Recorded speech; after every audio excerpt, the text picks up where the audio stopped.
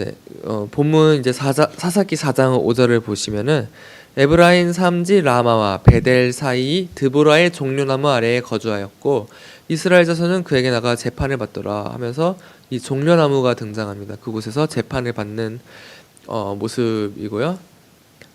우리 어제 읽었던 본문에서 그 베샬라흐 본문에서 출애굽기 15장 27절에 그들이 엘림에 가서 이르니 거기에 물샘 12과 종려나무 70그루가 있는지라 거기서 그들이 물 곁에 장막을 치니라 라고 하면서 이 종려나무가 나타나게 되는데요.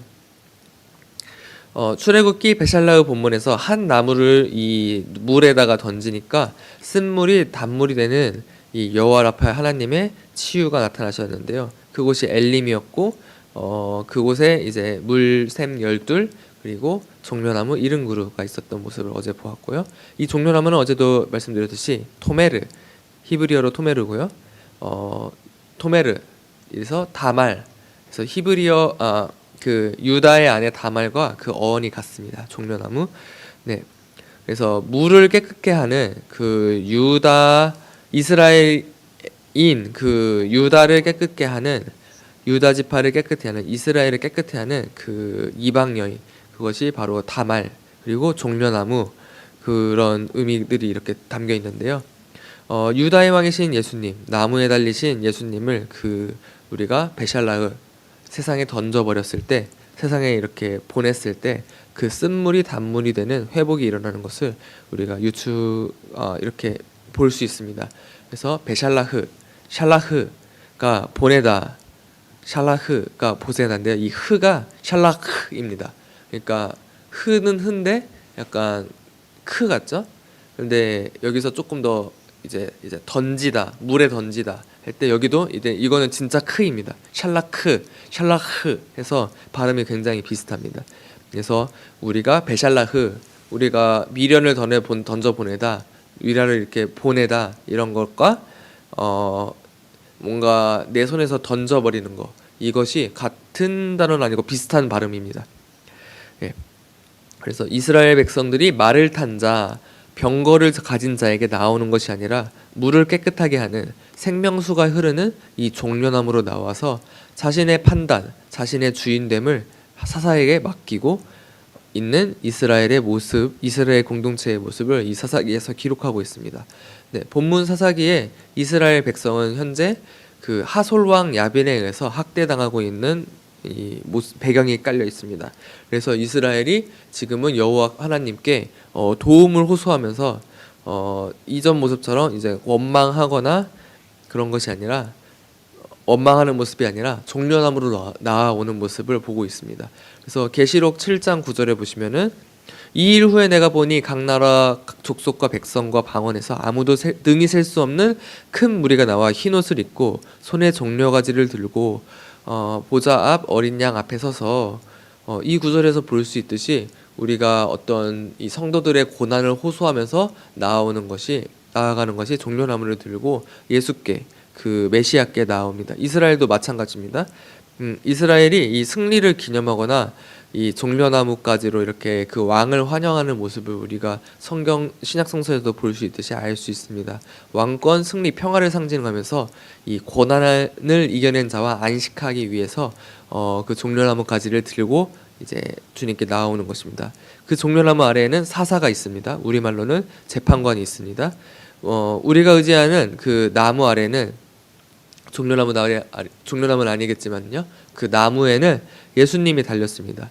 이 예표적으로 그 나무에 달리신 예수님께, 메시아께 찾아오니 그 지도자가 이스라엘을 구원할 사람을 이렇게 불러서 부르게 됩니다. 그래서 아비노함의 아들 바락이 불러지게 되고요. 바락이 그에게 이르되 만일 당신이 나와 함께하면 내가 가려니와 만일 당신이 나와 함께 가지 아니하면 나도 가지 아니하겠노라 하니. 네, 이 구절은 창세기 44장 26절에서 비슷하게 나오고요. 한번 제가 읽겠습니다. 우리가 이르되 우리가 내려갈 수 없나이다. 우리 막내 아우가 함께 가면 내려가려니와 막내 아우가 우리가 함께 가지 아니하면 그 사람의 얼굴을 볼 수 없음이니이다. 네, 이스라엘은 한 세 사람 공동체입니다. 형제가 하나 되고 가족이 하나 되어야 살 수 있습니다. 여호와의 말씀이 임한 바락이 자기 혼자서 우두머리가 되어서 메시아의 역할을 하는 것을 할 수 없다고 하는 것입니다. 예, 여선 저지자 드보라에게 나와 함께 사역하자. 동역자가 되어 여호와의 말씀을 가져오는 성령의 역할을 드보라 너가 해달라고 부탁하는 것입니다. 비록 바락은 영광스러운 승리를 쟁취하지 못합니다. 네, 메시아께서 여인의 성에 그 승리를 거머쥐게 하신다면은 메시아 대신 재판을 하는 신부에게 그러니까 신부에게 영광스러운 승리를 우리가 넘겨준다면은 이스라엘이 그 신부에게 여자에게 자신의 승리를 넘겨준다면은 여호와 하나님께 얼마나 영광스러운 일이겠습니까?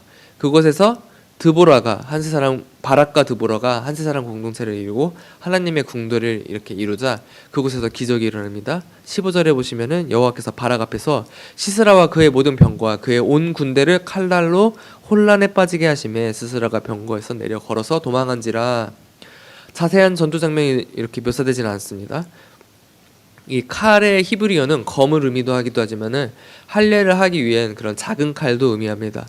홍해에서 애굽 바다가 덮쳐서 애굽 기마병들을 이 전차와 함께 이 물로 무력해지게 한 것처럼 시스라도 이 백성을 거룩하게 하는 구별하시는 이 칼 앞에서 무력해지는 것입니다. 다시 한번 설명드리자면은 이 이스라엘 백성을 거룩하게 하는 이 세례의 물 앞에서 애굽의 병거 마차가 무력했듯이 시스라의 병거 마찰도 마찬가지로 이 하나님의 그 백성을 거룩하게 구별하는 칼 앞에서 무력해진다는 이렇게 말을 제가 이렇게 대조하면서 같다는 것을, 그러니까 우리 어제 읽었던 베샬라오 본문과 지금 여기 나타나는 칼날 본문이 같은 것임을 제가 설명하기 위해서 두 번 이렇게 말씀드렸습니다.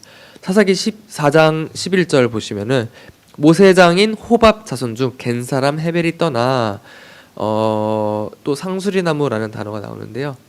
네, 모세의 장인이 등장하는데요. 우리 저번에 읽었듯이 르우엘, 이드로라는 이름은 우리가 들어봤습니다. 창세기에서 나왔고요.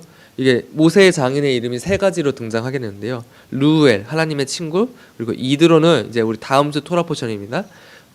탁월하다라는 뜻입니다. 그리고 호밥, 사랑받는 자라는 의미들을 가지고 있는 이름이 이 모세의 장인이고요. 이방 사람이고요. 미디안 사람이고요. 교회 신부의 모습이 있는 거다. 그리고 상수리 나무, 이곳은 아브라함이 하나님을 처음 만난 장소입니다. 임재가 있는 곳에 장막을 치고 거했습니다. 이스라엘이 메시아를 대망하고 종려나무로 나아올 때, 이스라엘이 하나님을 간구할 때, 그때 이 겐 사람 그 상수리 나무에 있는 자가 교회가 승리하게 되는 것을 보여주고 계십니다. 즉 항세 사람이 중요하다는 것입니다. 교회는 이스라엘은 하나님을 대망하고 메시아를 대망하고 예수님을 대망하고 반대로 그때 교회의 승리가 일어나게 된다는 것입니다. 때문에 교회도 이스라엘을 위해서 축복해야 되는 이런 것을 알 수 있습니다. 이 겐 사람 헤벨의 아내 야엘에 의해서 원수를 죽이고 승리하는 것을 우리가 읽었습니다. 아까 이 군대의 총사령관이 된 그 바락, 그러니까 이스라엘 군대의 총사령관 바락의 이름은 낮추어지고 야엘의 이름은 높아집니다. 그리고 결국 이스라엘의 승리가 성취되고요. 그 바락이 낮춰졌음에도 불구하고, 그리고 하나님의 영광이 결국 높아지게 됩니다. 이 대적이 나무에 박혀 저주를 박아 죽었을 때 한세 사람 공동체에 찬양이 흘러나옵니다. 그 내용이 우리 아까 읽었던 사사기 4장의 내용들입니다. 베샬라흐 출애굽기 본문에서 홍해에서 빠져나온 모세와 함께 드보라가 이렇게 둘이서 찬양하는 모습을 읽었고요. 이 원망을 찬양으로 치료하신 하나님의 손을 뻗어서 이 빙글빙글 돌면서 찬양 드리는 모습을, 그 찬양의 군대가 르비딤까지 진격해 승리했음을 어제 베샬라의 본문에서 읽었습니다. 이 모세가 두 손을 들어 찬양했을 때 이스라엘이 승리했고, 모세가 잠시 지쳐서 손을 내려놓으면 이스라엘이 지는 그 르비딤 전쟁이 이 사사기 본문에도 그대로 있었음을 볼 수 있습니다. 베샬라흐 하프타라 말씀에서도 이스라엘이 메시아를 대망하는 공동체가 되고 메시아를 소망하는 공동체가 되고 한세 사람 공동체가 되어서 진격하자, 손을 뻗어 기도하자 하나님께서 승리하십니다. 그 홍해 바다 같은 승리를 지금 사사기 5장에서 드보라가 찬양하고 있는 것입니다. 오늘 읽은 본문에서는 샬라흐가 3번 등장합니다.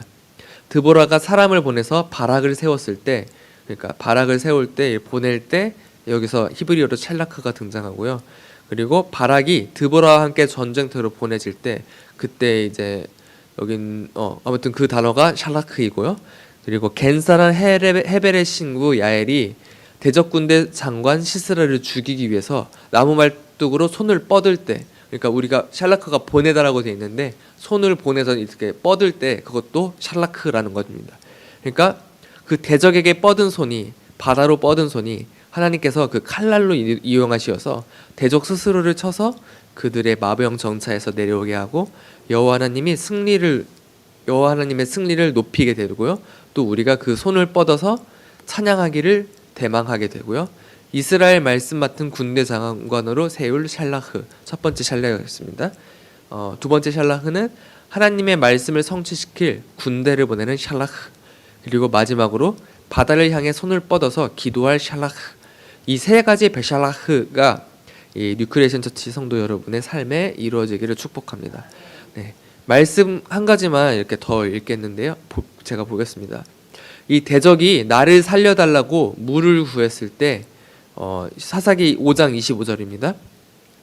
시스라가 물을 구하며 우유를 주되 곧 엉긴 우유를 귀한 그릇에 담아 주었고, 이 헤벨의 아내 야엘은 대적을 영접합니다. 물을 달라고 했는데 물이 아니라 더욱더 귀한 우유, 더욱더 귀한 치즈를 주고 귀한 그릇에 담아 주었습니다.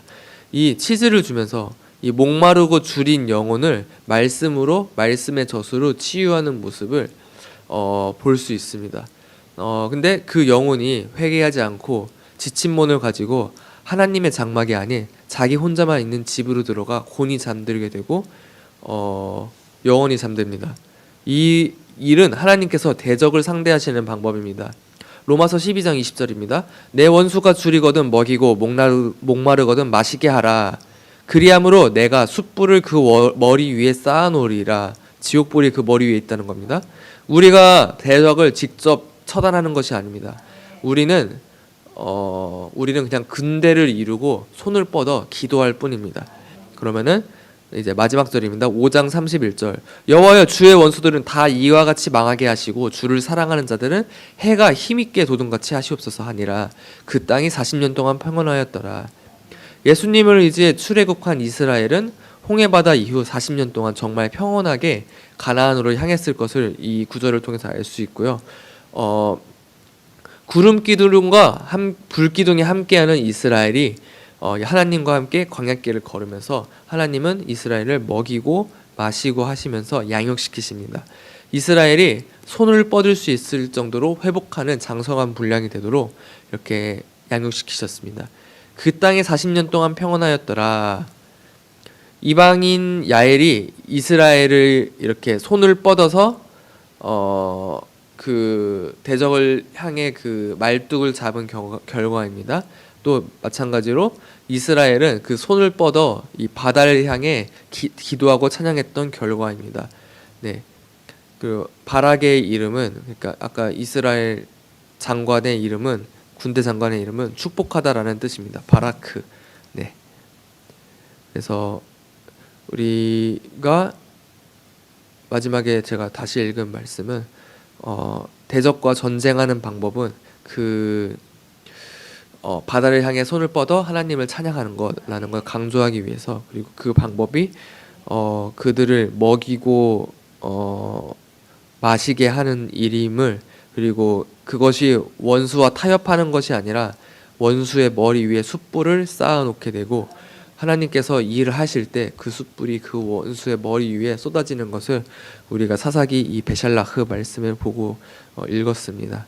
네, 우리의 찬양이 온전히 하나님의 그 영광을 드높이는 찬양이 되기를 축복합니다. 기도하겠습니다. 하나님 아버지 감사합니다. 주님, 베샬라흐 본문을 보고 우리가 보낸 후에 라는 본문을 읽었습니다. 어제는 그 바로 왕이 이스라엘 백성을 보낸 후에 미련이 남아서 이스라엘을 추격하다가 이스라엘을 대적하다가 그 홍해바다에 잠겼던 모습을 보았습니다. 하나님, 오늘 본문은 또 다르게 우리가 손을 뻗어서 이스라엘을 세우고 군대를 세우고 그리고 대적을 향해 바다를 향해 손을 뻗었더니 일어난 하나님의 역사들을 보았습니다. 주님, 우리는 그 원수를 섬기는 것을 알 수 없습니다. 하나님, 그 꿀벌과 같은 말씀이 꿀벌과 같이 날아들어서 그 말씀을 지키고 그리고 그것이 어떻게 그 달콤한 꿀을 만들어내고 우리는 그것을 비록 보지는 못하나 그 하나님의 성실하심의 일하시는 모습을 우리는 믿습니다. 그래서 주님, 우리는 주님의 말씀을 순종하고 우리의 이웃을 섬길 뿐입니다. 주님께서 일하여 주시옵시고 주님, 그들의 죄를 용서해서 그들이 하나님의 장막으로 나와서 주님, 그들이 그 생존을 위해서 자기 자신을 위해 쌓아왔던 그 자아들을 버리고 주님, 우리 함께 그 여호와의 장막에서 예배하게 하시옵소서. 불이 그들의 머리 위로 쏟아지지 않게 하시고 주님, 그들이 회개하고 주님과 함께 하나 되고 예수님을 머리로 한 교회가 되기를 주님 축복하오니 주님 일하시옵소서. 대저 그 백성들을 거룩하게 구별하시옵소서. 감사드리며 예수님의 이름으로 기도드렸습니다. 아멘. 주님과 가르쳐 주신 기도로 예배를 마치겠습니다. 하늘에 계신 우리 아버지여, 이름이 거룩히 하지 마시옵소서. 나라만께서 구하옵소서. 같이 땅에서도 이루어지이다. 오늘날 우리에게 일용할 양식을 주시고 우리가 우리에게 죄 지은 자를 사하여 준 것 같이 우리 죄를 사하여 주옵시고 우리를 시험에 들게 하지 마옵시고 다만 악에서 구하옵소서.